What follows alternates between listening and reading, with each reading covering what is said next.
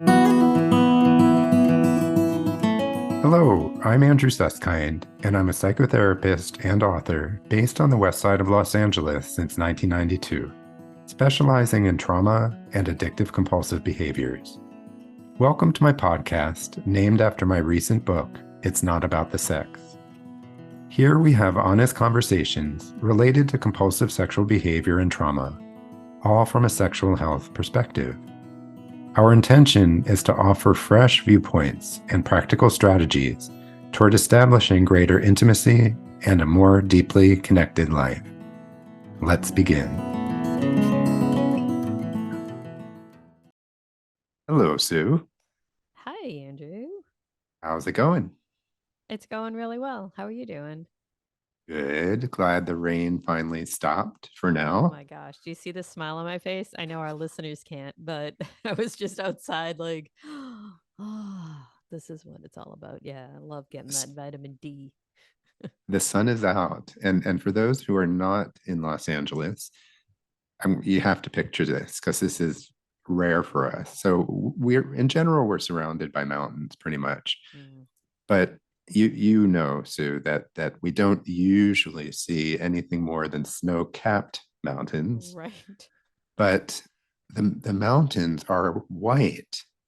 Like a It's like something blanket. out of The Sound Yeah. of Music or something. It's like, yeah, a whole blanket like is over the entire mountain. No, yeah, it's amazing. I saw it again today and it takes your breath away. I've, It's majestic. yeah. Yeah. Like So nowhere have you do you get that view either because it's flat and then like even in the White Mountains when I'm familiar with or Vermont or New York, you yeah, don't yeah, see the whole mountain just covered in right. white like this is. It's really neat. Right. And that's why they call it the LA Basin, because actually it's quite flat. And then the mountains just grow from there. And the snow has been phenomenal. And the rain has been fantastic. And even though, it causes some problems, we need it. And it's just been a wonderful thing. I think it's very cleansing. It is very cleansing. That's a good word Yeah. for it. Yeah, Yeah. but it's nice to see the sun. Like I would see pockets of blue sky over the past week. I'm like, oh, it's still there. There's still blue sky. Exactly. Yeah. Yeah. I know we do open a lot of podcasts talking about the weather, but it I it know, definitely does influence my mood. for sure. For sure. And one of the reasons you moved here. So For sure. there you go. And Second to me you. too. Second to Yeah. you. Yeah. Oh, yeah. Second to me. Yeah. So what I was thinking about when we were putting together today's episode was the fact that we talked about group therapy almost a year ago. And we did a whole episode on demystifying group therapy. But I thought it would be really helpful for us to dedicate an episode to men's groups, Hmm. which often can be even more mysterious than group therapy in general. Yeah. So, well, what do you think? What's the historical context of you becoming a leader of a men's therapy group? Well, I told this story before, so I'll say it briefly. Mhm. My dad was actually in a men's group, a men's therapy group in Philadelphia in the early 80s. And it was really mysterious to me because I was a kid. I was like a high school kid at the time. And I just saw him go into Center City from the suburbs where we lived once a week to meet with a bunch of men. And I thought, oh, that's interesting. I was a teenager, so I wasn't paying too much attention. But little by little, I noticed my dad was just getting a little more sturdy in himself. And what he did eventually was he left my mom, and it was really necessary. They were miserable for many years, to tell you the truth. And after speaking with him about it, he feels that the men's group was instrumental in helping him find his voice, know what he really needed, and to take the steps to finally create a new life.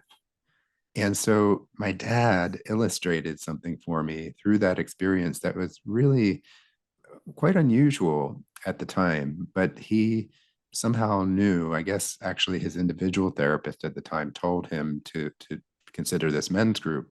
And he's definitely someone who listens to advice. Mm, And he went every week religiously for years. So wow. that was really the context of a men's therapy group from my experience. Wow.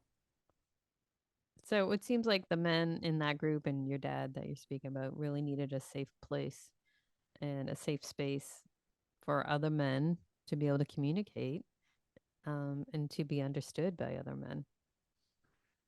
Yeah, it's interesting because I believe that sociologically, men are really raised to be tough, right? That there's this idea, not all men, but No, that but yeah. many men are raised from the beginning, to not show their feelings, to pull their bootstraps up, to do what they have to do to get by, and to be what I guess society would consider to be strong, right?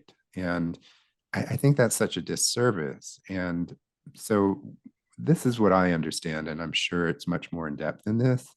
But there is something called the men's movement, just like the women's liberation movement. Hmm. At about the same time in the 60s, 70s, and into the 80s, the men's movement was really something that evolved because men were really longing for the company of other men, right? To really be themselves, to really be honest with themselves and with others.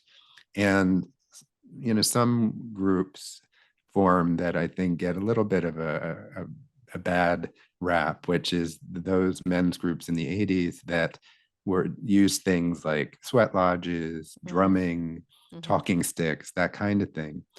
And actually, all those traditions and rituals are from Native American, traditions, right? Sure, bro. Yeah. Yeah. So it's interesting. There's every kind of men's group out there. There's Christian men's groups. There's feminist men's groups. There's fathers' rights men's groups. And then there's the more traditional men's psychotherapy group, or I call it interpersonal process group.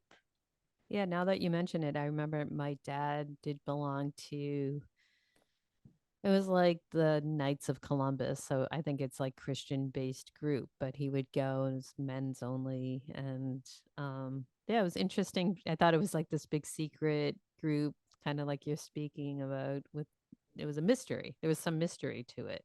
It's like, why are these men getting together and what are they talking about type of Right. thing. I mean, obviously your dad is a little more traditional in Mhm. psychotherapy. Right, but you're right. I think there is a mystery because a lot of these types of groups meet behind closed doors. And so we don't really understand exactly what they're doing. But to me, there's a desire to feel a sense of belonging, Hmm. a sense of being understood, a feeling of being heard. And some of these groups are professionally led, are peer led, but it doesn't really matter. I think there's just a part of the human condition is to feel seen, heard, understood, valued, respected, etc. And so any of these groups can provide elements of that. Today, we're going to be talking more about what I call interpersonal process groups for men. But I just want to say that I think my dad at the time, before he joined the group, was really quite lonely and overburdened with Mm. stress, Mm-hmm. and in general felt misunderstood. And he, I don't think, understood his own wants and desires. And as part of his group experience, he learned about what's going on inside of him. What do I really want? What do I really desire? What's truly going on inside of me? Feelings, thoughts, Mm. sensations, impulses, memories, etc. So it really can be, and I don't mean to use this word lightly, a transformative experience. And I really saw my dad changed so much. And after he left my mom, he moved into a new life and eventually met my stepmother. They were together for 25 years before he Mm. died, and was courageous enough to do what he did, especially for a man who was born in the 20s Yeah. to go into a men's group in the early 80s. Really cool. Yeah. Because that was kind of not heard of, really, I would think. So, Exactly. so why would a man, any man, seek out one of your men's groups over any other type of group? Right. So I don't really compare. other groups to mine. So I'm not going to speak to how other groups work or what makes mine special. But I've been leading groups for 31 years, which is unbelievable, Yeah. literally unbelievable when I say it out loud. But people tend to come to my groups because, number one, they probably heard of me and my groups because they've been around a long time, but also because there's a sense that their individual therapy has just reached its limit when it comes to its value. Now, some people will do individual therapy and group therapy at the same time. Many people will transition and make their group therapy their primary therapy. But let's say somebody's working on intimacy in their individual therapy, and they're also working on career stress, right?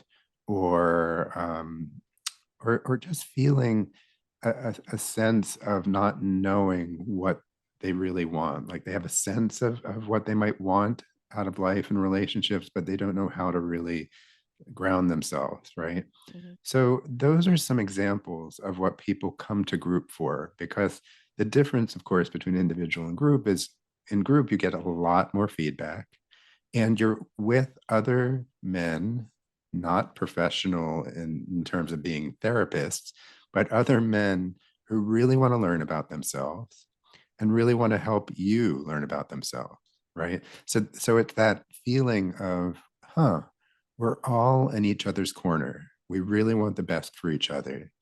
And so there was one group member of mine a long time ago. He said that if he died, and he was being kind of futuristic. He said, if I died, I know that there's at least 7 other men who would show up at my funeral. Oh, wow.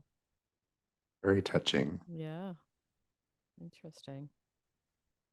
So, well, can you walk us through and these are process groups, right? We're Correct. talking Yeah. about.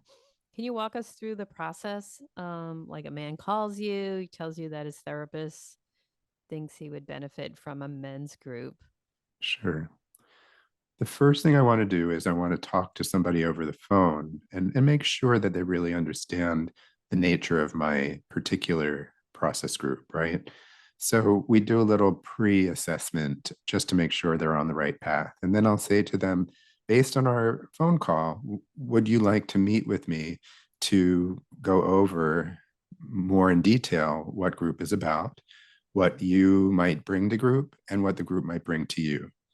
And generally speaking, if I don't know someone, they're not in my practice, and somebody came from the outside, I would meet with them 4 times individually. Wow. And the reason I do that is I really want to make sure that it's a good match, right? I want to make sure that the group is the right match for the prospective group member. And I want to make sure that prospective group member is a good match for this particular group. And so we spend a lot of time getting to know each other. They learn about my style and about how I do therapy a little bit. We call it preparatory sessions, but they're really kind of like therapy sessions. And I get to know them and find out what their trajectory is. What is it that would really be meaningful for them if they joined the men's group? Wow. It's quite a process. So they make it through all that. They join your group after your prep sessions. What benefits can they expect from your group? Well, it's different for everyone. Mhm. But I think what I said before about the person who said, if I died today, I'd have at least 7 people at my funeral. Um, Feeling a sense of belonging is something we're biologically wired for. And group is terrific for that because it's not that everybody has to like each other the same, right? Some people will gravitate more to some people and less to other people, but generally over time there's a deepening of respect and a deepening of trust, and that takes time, right? And Sure. respect and trust is part of intimacy. And the only way intimacy can really take place is if someone takes emotional risks. So I'm really there to hold a space with them so that they can feel a sense of belonging. They can determine, again, what they really want and desire both within the group and outside of the group, to have more access to their internal world, feelings, thoughts, sensations, etc., and to do some muscle building around relationships. Sometimes people in group will get angry with one another, so we deal with the anger, and there's that safe enough space to talk about it and put it into words, rather than the ways that sometimes we just push it aside, or um, put put it under the rug, or whatever the Right. expression might be. Hmm. So it really depends on the individual, but I think most people would say that they look forward, kind of like Cheers, to going every week to a place where everybody knows your name. Nice. I still watch that show, FYI. But It's awesome, isn't it? so, what are some of the typical themes that get processed in there? And are those themes different because it's a men's only group, do you think, or from your mixed group? Right. It's interesting because I used to think it was different, but there's a lot of overlap. I think what the distinction is not so much the themes that get discussed, but the fact that men sometimes are willing to talk with other men about things that they never would on the outside. So a good example of that is shame, right? Shame is something that's very difficult for men to talk about in general. And with friends or with family, even if you're close with people, to really name the shame and try and process the shame, it's just not easy. In group, I welcome it. I always quote Brene Brown. She says that shame is given to us by others and shame is healed through others. And so I believe that group and men's group is such a rare place to be able to process shame, as an example, right? So to go back to your question, anything that gets identified in individual therapy as an issue, as a dilemma or a challenge in one's life, gets discussed in group, right? And what's interesting is that once in a while, a client will share something in group that has never been shared in Mm, individual therapy. Some of my clients in group I have seen in individual therapy, and sometimes we'll be in individual therapy for several years, and something will come up in group that's just brand new. right. And it's interesting because I don't know what that really means, but I think there's something really powerful about expressing the unexpressed in the Mm, company of 6, 7, 8 other men. I mean, right. it's a beautiful thing. It's a That's healing wonderful. opportunity. Yeah, to take advantage of that community is just amazing. It must shock you and surprise you, but you feel like, oh, good, this is fantastic that they felt that they could expose themselves, so to speak, to others and get that support. They're so comfortable in that group. It always surprises me. And to tell you the truth, I feel like a proud papa. Right. It's like you go. That's right. I just cheer them on. Yeah. So Yeah, you kind of hinted towards this. So you see some clients both in group and also in individual therapy. exactly. It's always an option. There's no formula that goes along with it. Some clients really want both. They want the support in an individual way and in a group way. And like I said, some clients may just want group, and some people may come back to individual because they want to work on a particular issue in a way that's maybe not able to be worked on in depth in group. So it's really a personal choice, and I encourage people to do whatever feels right to them. Right. Sure.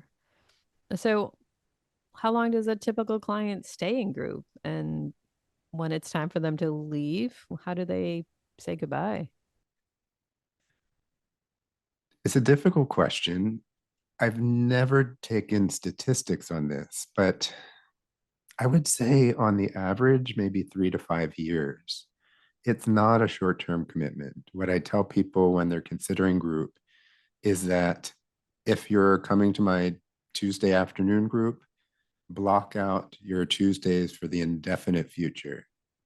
And, if there is something that could get in the way of attending at that time, please let me know now. Because I, as the group leader, I commit myself to that block of time. And it's sacred. It's just like individual therapy. You have a 2 o'clock on Wednesday for your appointment. That's your standing time. Hmm. It's the same exact way in group, except there's actually more accountability. There is, yeah. Yeah. And so I would say that some people have honestly stayed as long as 20 years, Wow. and some people will leave prematurely, sometimes less than a year. I feel that because I've been doing this a while, I'm much better at preparatory sessions and making sure that somebody is truly ready. Hmm. Because I think when I was younger, I would sometimes want the person to join group more than they would want to join group. And that's always a recipe for disaster, Right. right? Yeah. Once in a while it works, but a lot of times there has to be that preparation, that readiness, that willingness to bring in the open-heartedness to do this particular kind of work, which is not easy. I consider it postgraduate work. Right. Yeah, for But sure. the men in my groups tend to be really, really grateful for one another. There's a level of love, there's a level of, like I said, respect and trust and intimacy, and a level of honesty that's different than what I call the outside world, right? Where people can truly be themselves and encourage others to truly be themselves. And it's a beautiful thing to watch. I Yeah. have to say, I love my mixed gender group, for different reasons. But my men's groups have a certain place in my heart because I see how hard they're working to develop those intimacy muscles and to develop that level of commitment and honesty and ability to really go deeper. So it's different for everyone. And when somebody is ready to leave, usually I used to ask for 4 weeks of goodbye. And that's a typical kind of time frame around saying goodbye. I had one person who had been in group a long, long time, and they took 6 months to say Hmm. goodbye. Another person not too long ago kind of stretched it out and for various reasons was a little inconsistent with attendance, but really wanted to have a goodbye because that's a norm of of all groups, but certainly men's groups when we're talking about having a good goodbye, right? Right. Yeah. If somebody doesn't do that, that's their call. I can't make them come to group 4 times or beyond that. But then again, it's grist for the mill, right? The men's group gets to work on what it was like for somebody to leave before we really had a chance for the full goodbye. And the Hmm. reason I find that, by the way, so vital is that we don't have many rituals or many spaces for goodbyes, right? True. When Yeah. somebody leaves us, or when somebody dies, or when somebody suddenly goes away, ghosts us, right? These are painful, painful things. And I don't want to replicate that in my men's groups, Right. right? I want Yeah. them to have a reparative experience where it can be different and where we can really have that fullness of a goodbye. And even when we do our best to have a good goodbye, there's always leftovers. And people always end up talking about the person who left. Not so much specific to them necessarily, but just the feeling of, wow, I didn't really feel like I had a full chance to say what I wanted to say. But that, like you said, it is grist for the mill, and it's interesting to process that in a society where we don't really know how to handle goodbyes. You know, Exactly. yeah. I mean, some Yeah. people do more than others, I should say. Yeah. But I really want to at least create that space where we can have that experience that's different than what has been experienced in the past. Exactly. So, well, this is kind of opening it up a little more, but what is it like to be leading a men's group for more than 3 decades? Oh my goodness. So let me clarify for our listeners that I started my first men's group in 1992. Okay, I was still an associate. I was unlicensed. And that group, I was the leader of that men's group for 8 years. And then I left that practice and I ended up um, starting another men's group about a year and a half later once I established my own practice separate from the group practice. So I have had that men's group since 2003. It doesn't mean that the same men are in it because Right. there is plenty of turnover. But what it says is that there's enough interest in that type of support and that type of therapy that people keep coming. That I mean, I'm proud that I've worked really hard on becoming a better group leader through the years, and I love learning and growing all the time.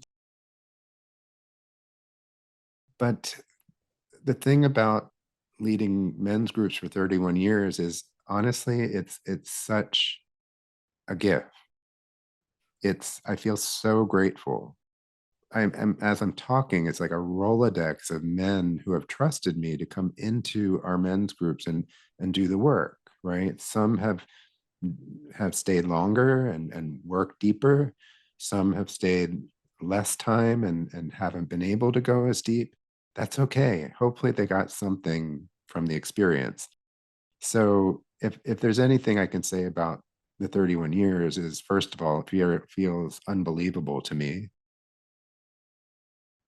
It also feels like such an honor because these men are really, really working hard to have more fullness of life, more aliveness, more vitality.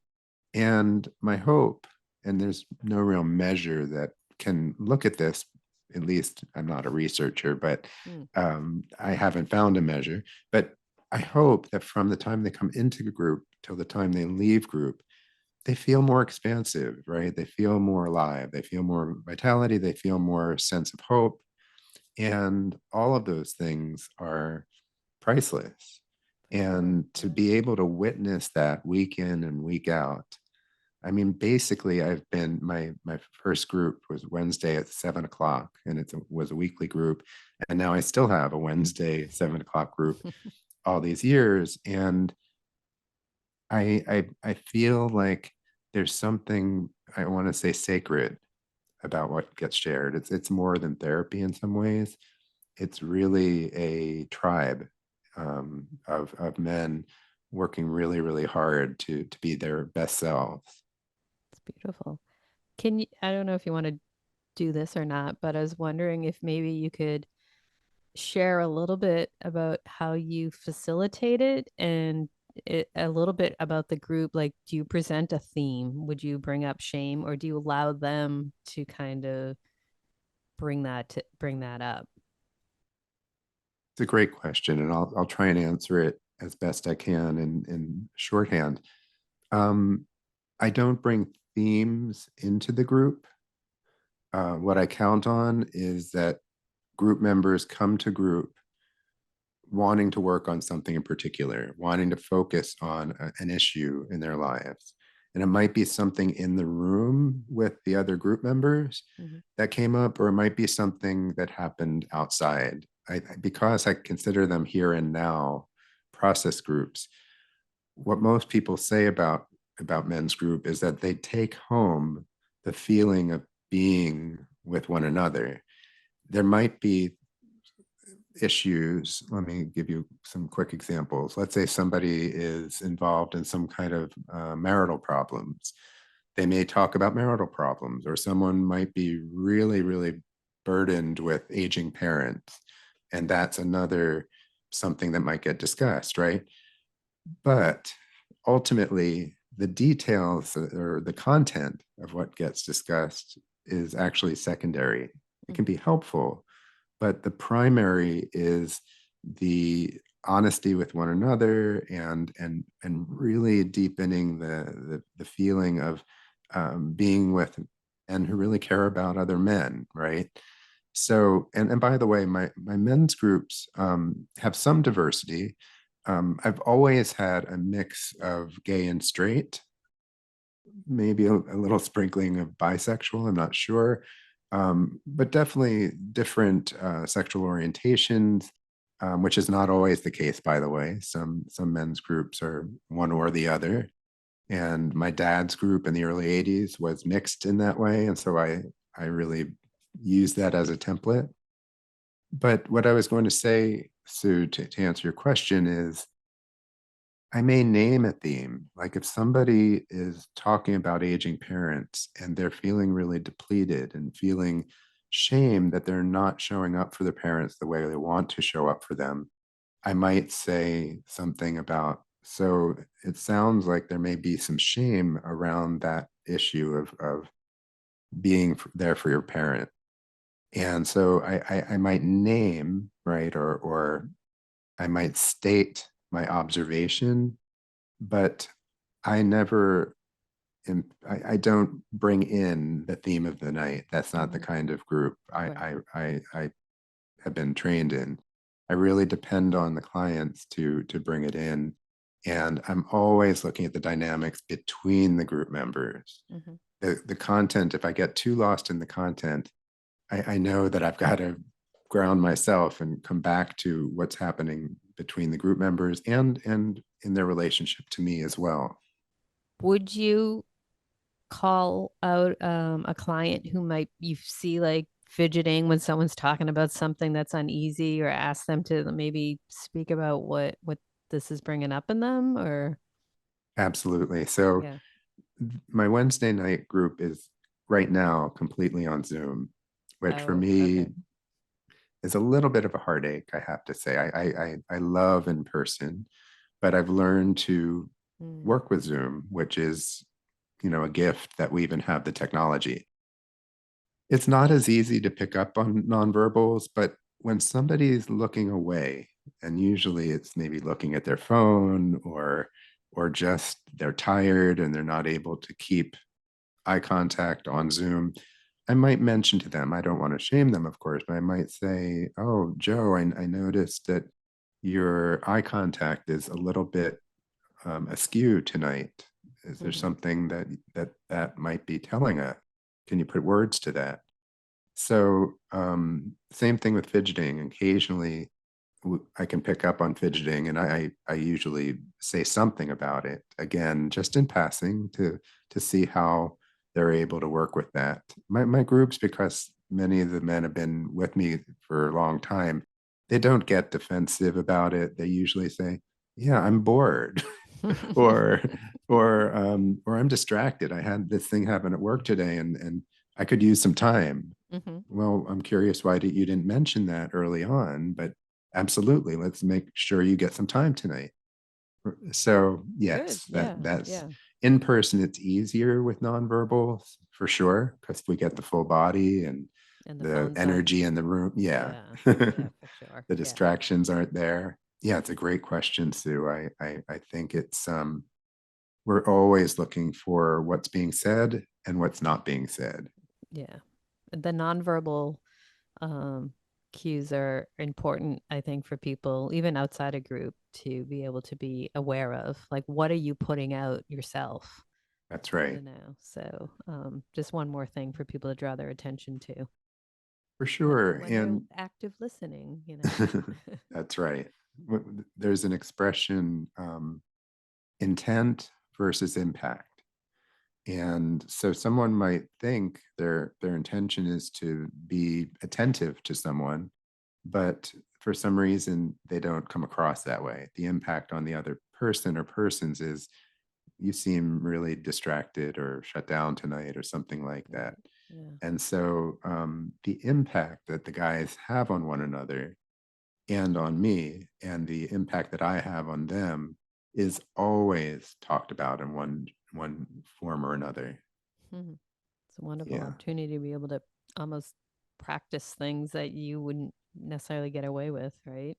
If for someone sure. called you out on that in real life, you'd be kind of taken aback, probably.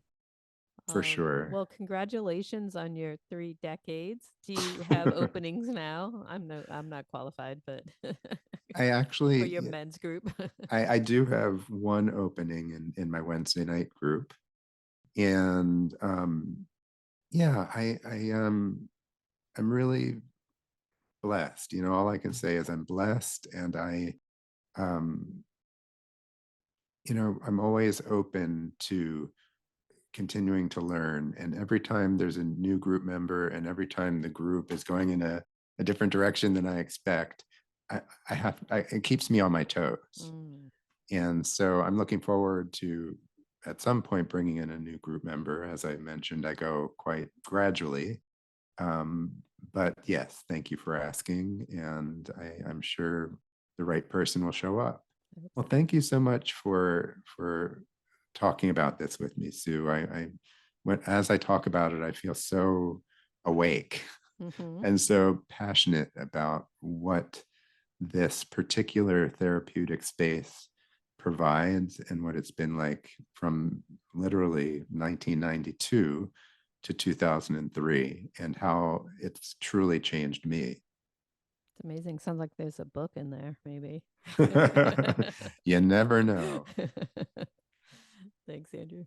You're welcome. Take care, Sue. Thanks for listening today.